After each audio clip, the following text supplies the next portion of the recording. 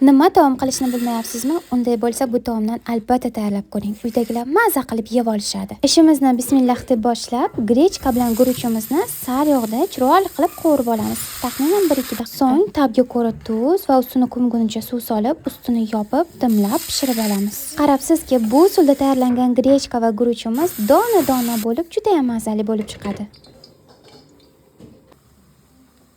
Ovqatimiz qaylasi uchun ozroq moyimizda go'shtimizni, ketdan piyozimizni ketma-ketlikda qovurib olamiz. Bu orada pyure qilish uchun kartoshkani qaynatishga qo'yamiz. Piyozlarimiz yaxshilab qovurilgach, bolgarskiy hamda sabzini ham solib qovurib olamiz. Oxirgi bosqichda pomidorimizni chiroyli qilib qovurib, ketidan tomat, 1 osh qoshiq un solvolab bir aralashtirib olamiz. So'ng ustini 4-5 sm ko'mguncha suv hamda tabga ko'ra tuz solvolib qaynatishga qo'yamiz. Qaranglar, bu orada kartoshkalarimiz ham tayyor bo'lib qopti. Ana endi bundan pyure tayyorlab olamiz.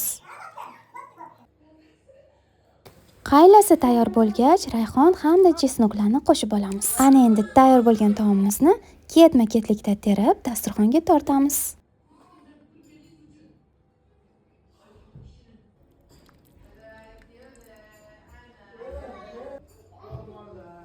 Qarabsizki, ham mazali, ham oson bo'lgan taomimiz ham bir zumda tayyor bo'ladi.